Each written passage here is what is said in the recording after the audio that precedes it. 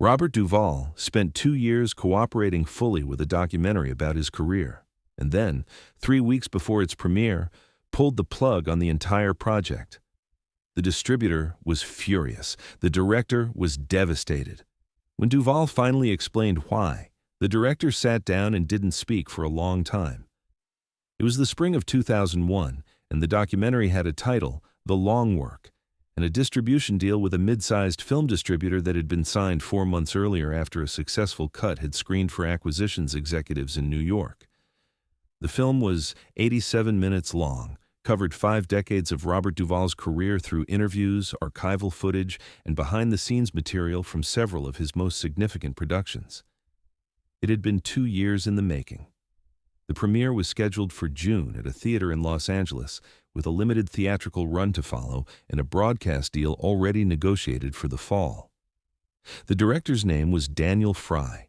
He was 28 years old, had made 2 short films and 1 small documentary before this project, and had been given access to Duvall through a mutual connection that had taken 8 months to arrange and that Daniel had been convinced for most of those 8 months was not going to come through.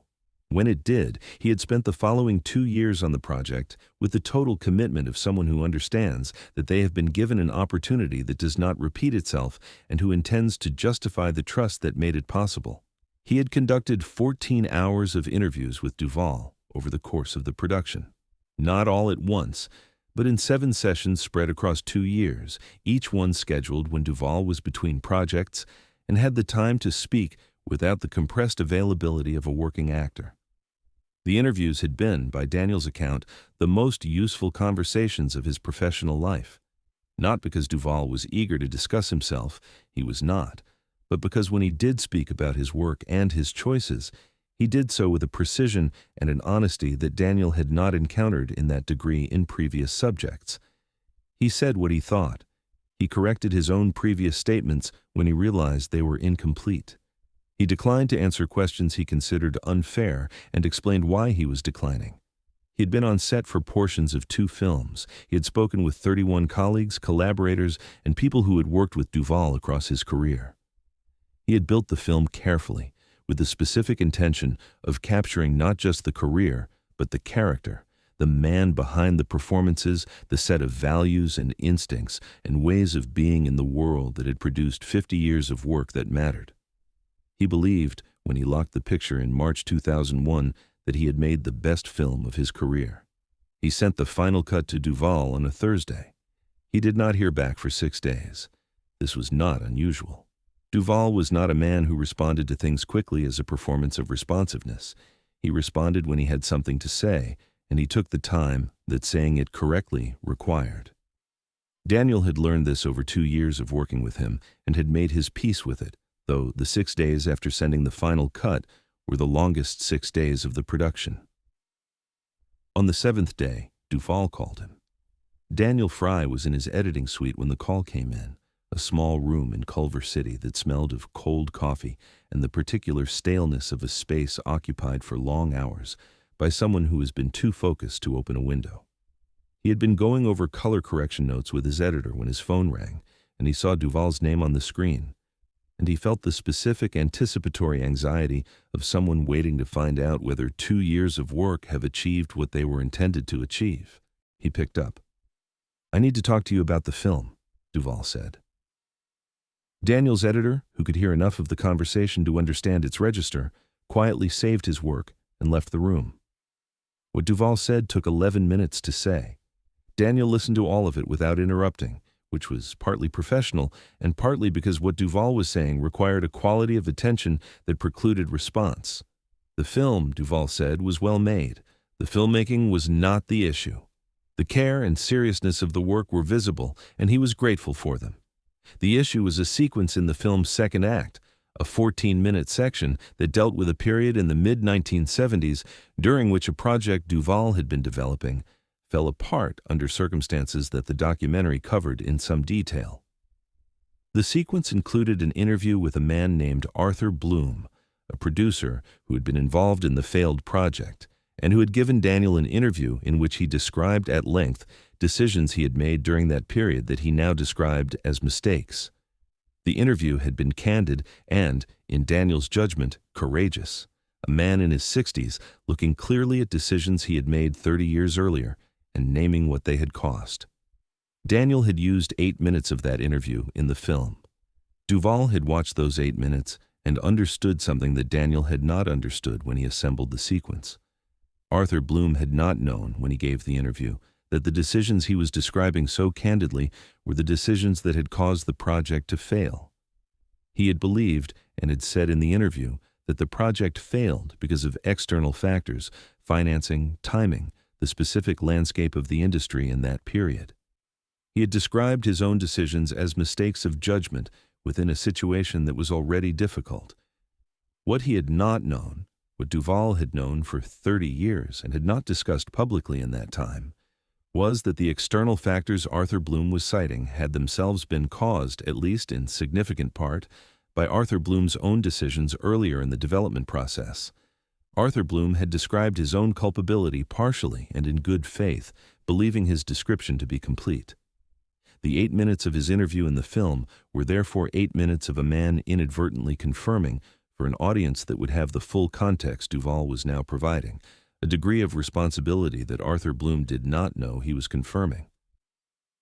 Daniel Fry sat in his editing suite in Culver City and listened to Robert Duvall explain this for 11 minutes.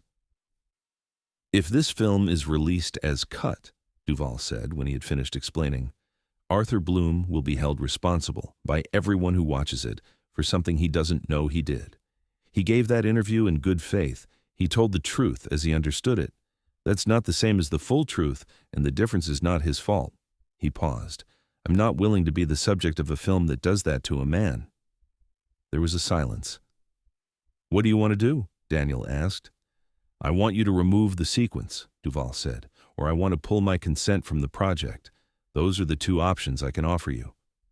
Daniel looked at the wall of his editing suite for a moment. "The sequence is 14 minutes of an 87-minute film," he said. "It's structural. Removing it changes the shape of the whole second act." "I know," Duvall said. "I'm sorry." He did not say he was sorry in the way of someone performing regret. He said it in the plain, direct way of someone who means it and understands that meaning it does not make the situation easier. "I need a few days," Daniel said. "Take what you need," Duvall said. "I'm not going anywhere." Daniel Fry spent 3 days in his editing suite trying to find a version of the film that did not require pulling the sequence, a restructuring, a reframing, some solution that would preserve the 14 minutes and address Duvall's concern. He found several possibilities. He looked at each of them carefully. He rejected each of them for the same reason. They were solutions that served the film's interests rather than Arthur Bloom's interests, and the two things were not the same thing, and he'd been trying for 2 days to pretend they were, and had not been able to sustain the pretense. He watched the sequence 14 times. He spoke to his editor, to his producer, and to his lawyer. He did not speak to the distributor, because the conversation with the distributor could only happen after he had decided what he was going to do, and he had not decided. He was aware that the distributor had scheduled marketing, had commitments to exhibitors, had built a release strategy around a June premiere date. He was aware that pulling the sequence would require difficult conversations with people who had made plans in good faith based on information that had been accurate when they received it.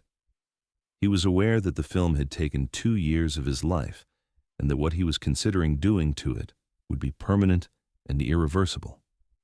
He held all of this in his head for 3 days, and tried to find a way through that honored every obligation simultaneously, and he could not find it.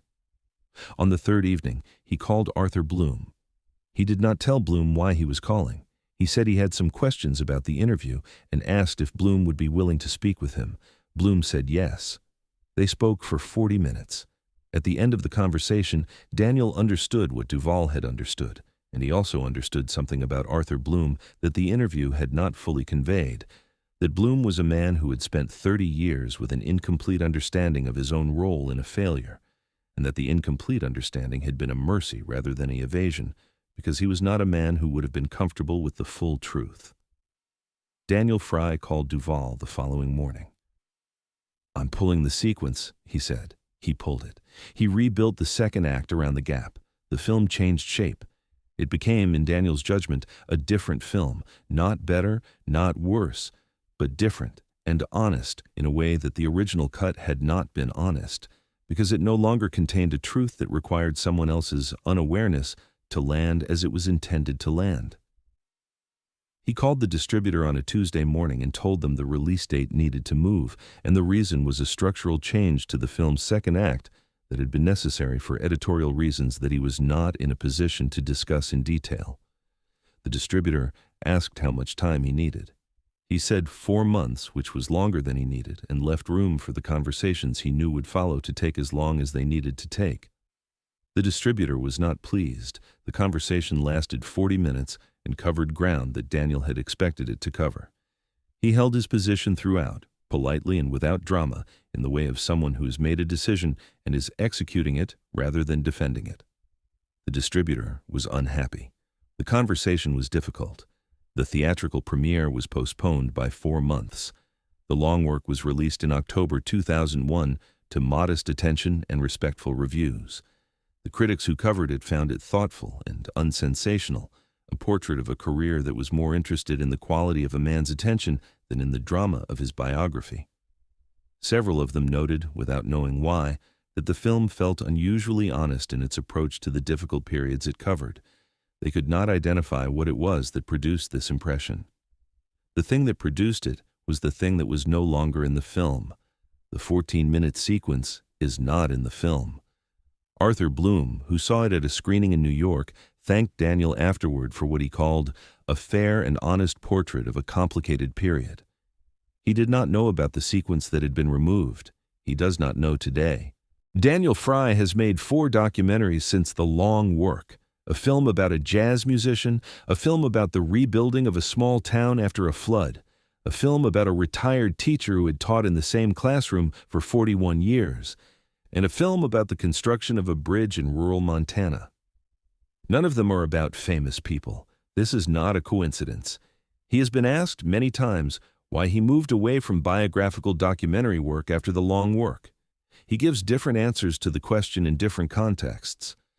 The honest answer, which he has given once in print and which he returns to in his own thinking regularly, is that after The Long Work he became more interested in subjects who had not been looked at before than in subjects who had been looked at many times, because the former required him to decide what to see rather than allowing the existing record to decide for him.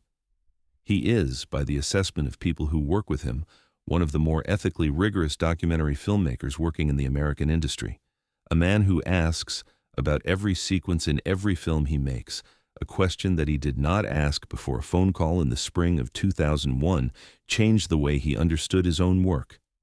In a masterclass at a film school in 2019, he told the story of The Long Work and the sequence and the phone call. He told it in the same words he uses every time, starting with the screening copy he sent on a Thursday, ending with the call on the third morning.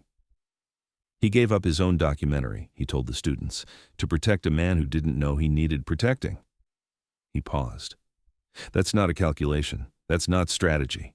That's just who he is. Another pause. I've been trying to make films that are worthy of that standard ever since. I don't always manage it, but I keep trying. If this story reminded you that integrity is most visible in the things a person gives up rather than the things they claim, subscribe, leave a comment, and hit that notification bell. More stories about what it really means to be Robert Duvall are coming every single week.